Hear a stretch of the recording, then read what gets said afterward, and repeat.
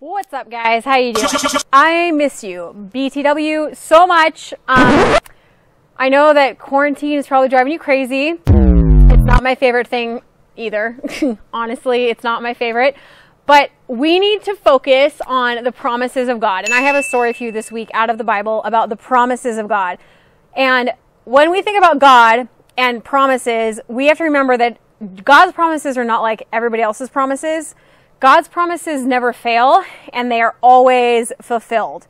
The scriptures talk about how Jesus is continually faithful and his compassion is new every single morning. So in the book of Genesis, if you go all the way back to chapter 12 to 21, it talks about this crazy promise that it gives to Abraham and Sarah. And before they were named Abraham and Sarah, they were called Abram and Sarai, if you remember the story. So when they were young, God came to Abram and he said, "Hey, Abram, I want you to take your wife Sarai and all your stuff and all your animals and all your servants, and I want you to get out of here and go to a land that I will show you that is far away from your family." What? And Abram was probably freaked out because it was like new territory. He had to leave his parents that he had always been with, his brothers and sisters, whoever he was living with, and totally just leave. Just up and leave everything he ever knew and trust that God was going to keep this promise. Seriously? So he did. He took all his stuff and all his servants and his wife, and he goes.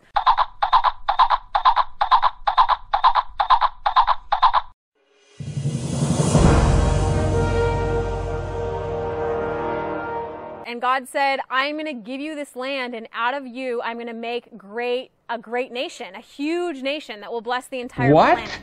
And he was talking about the nation of Israel. Now, when they got there, they encountered all kinds of difficulties and family drama and all kinds of crazy stuff, and it was not super easy. And God never promises us that stuff's going to be super easy, and you and I both know right now that life is not super easy, but God is faithful. So he kept his promise to Abram, and he appeared again to Abram when he was old, and he said, "I am going to give you a child. Look at all of these stars that are in the sky." Look at all these stars. Count them if you can. You will have more children than all these stars. 1, 2, 3, 4, 5, 6. You're going to have more children and more descendants than all the stars in the sky. Yeah! You're going to have more children and more descendants than all of the sand on the entire seashore. But Abram was a little confused because at that point he had no children and he was really, really old. And his wife was really, really old. And really, really old people don't make babies anymore. Sovereign Lord, what can you give me if I am childless? Who will be my heir? So they were old. They were beyond the years of when you have children. And Abram believed God, and God counted it to him as righteousness. God gave him a sign and promised him that he would do this. How are we going to have a baby? We're so old. The Lord has promised, and he will provide. God renamed Abram and Sarai, and he said, "Abram, you will now be called Abraham," which means the father of many, and Sarai will now be called Sarah, which means the mother of nations, because out of them, through their children's children, would come Jesus, and through Jesus, the entire planet would receive salvation. Now, God appeared to Abraham again, and sent angels, and they came in the form of 3 strangers. So we think that 2 of the strangers were angels, and then one of them was Jesus. And they came and they sat down with Abraham to have lunch. And he sent Sarah inside to get some food, and they said, "Abraham, this time next year, you will have a son." By this time next year, you will have a son.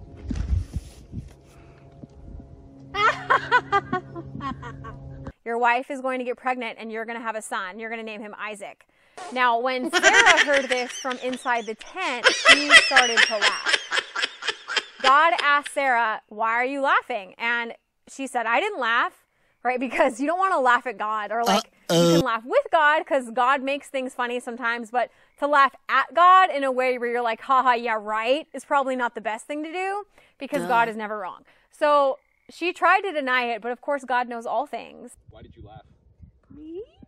I didn't laugh. Yes, you did. Sarah had a really hard time believing that God would do this because she was so old, you guys. she was almost 100 years old. And she was way beyond the years where you have a child. So what she did something kind of bad. She said, Abraham, I don't think this is going to happen. God's not going to give me a son. I'm old. You go and hang out with my servant Hagar, and you can have her child. So she totally disregarded what God had said, and they broke God's marriage covenant that they made, and Abraham had a child with a woman named Hagar, who was Sarah's servant. This displeased the Lord, of course, but he was still faithful to Abraham and Sarah. The child was named Ishmael. But God said to Abraham, you know, Ishmael is not the heir that is going to be the person that becomes this great nation. Like his children's children's children are not going to become this great nation that I'm going to give you. You're going to have a son the way that I told you you're going to have a son. You're going to have a son with Sarah, your wife. And God was faithful, and sure enough, Sarah got pregnant.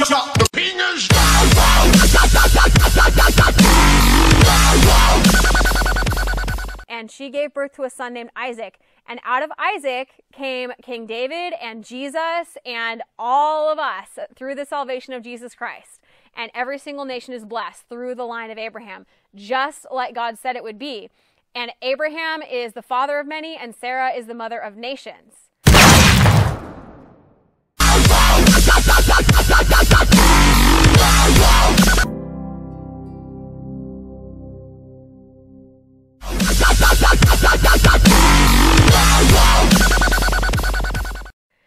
God was faithful, even though Sarah had a really hard time trusting, and she didn't trust.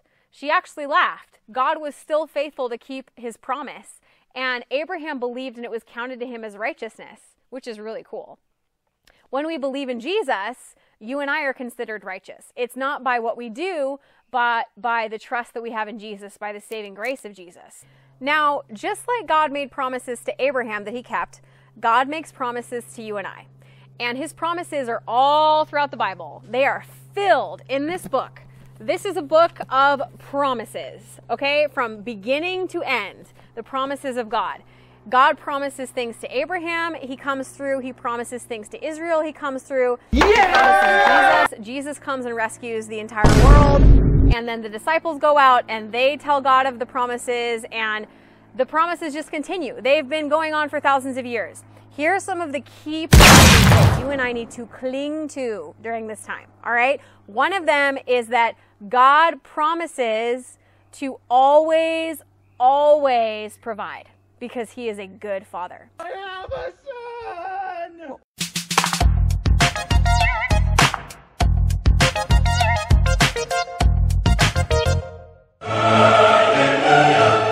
Now, think of, if you could imagine like a perfect parent, right? There's no such thing in the world as a perfect parent outside of God. But if you could imagine a perfect parent, whatever you're imagining, God is like a million times better than that, okay? He never, ever lets anybody down. He always comes through. He always provides. And the entire planet and the entire universe is his. So if you're lacking in anything, if you need anything, the Lord has provision for you. Provision means that he'll provide. Another fun story of God keeping his promises is when I asked God for provision and I prayed for a minivan, and I believed God for it because God promises to provide. And God gave us a minivan for the ministry, which I'm sitting on, you guys. I'm sitting on the minivan. I had to climb a ladder to get up here, but I got up here and there is the sunset. God provides in miraculous ways.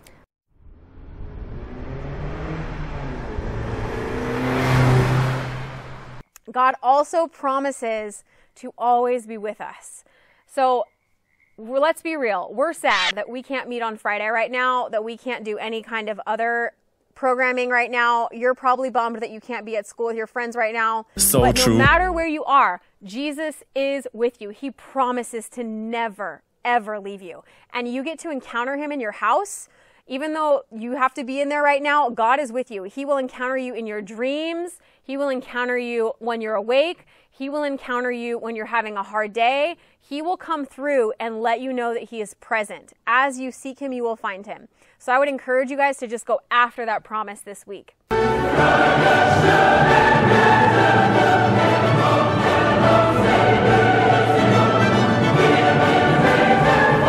God God also promises that when we call on his name, he will answer. When we call on his name with prayer, he will answer. When we call on his name for hope and comfort, he will answer. When we call on his name for joy, he will answer. And he always shows up and he always comes through. He always keeps his promises. The Lord has given us a child, even at our old age. Now, when we think about the story of Abraham, we think about the faith and the promises of God. And Abraham said yes to God, and because Abraham said yes to God, God did incredible, beautiful things through Abraham. Through Abraham's yes, you and I have salvation in Jesus Christ because God made a nation out of Abraham. And God will do beautiful things out of your life when you say yes to. This is the Bible verse for the week that I want you to remember. It's Lamentations 3:22-23. Because of the Lord's great love, we are not consumed, for his compassions never fail. They are new every morning. Great is your faithfulness. Lamentations 3:22-23. I'm going to put it in the description below. Make sure to check it out. This is the challenge this week. I want you to write down 5 promises that God has given. 5 promises, whether they're in the scripture or there's something that you feel God has promised you specifically. Write them down and partner with God and say, I believe you for these promises. I partner my faith, God. I trust that these promises are going to come into fruition because you are faithful and true. Also, I want you to remember 5 different times that God has come through with his promises to you and dwell and focus and remember on those promises because those are going to build your faith. Waymaker, miracle worker, promise keeper, light in the darkness, my God, that is who you are. That is who you are. That is who you are. That is who you are. He's a promise keeper and a way maker and a miracle worker. This is one more verse I want to share with you that's like one of my life verses. Trust in the Lord with all your heart and lean not on your own understanding. In all your ways acknowledge him, and he will make your path straight. Proverbs 3:5-6. Trust in him and his promises. I love you guys. Joy to you, peace to you, hope to you, and promises fulfilled in the name of Jesus. Bless you guys. Motion up to heaven. Motion up to heaven. And then point to Abraham. Okay, but be serious. Wait, now? Go. Please? I have an error! I have a son! One more time. No! I have a son. I have a son! That's very weird. Okay, wait, what is it? Oh my gosh. Bye.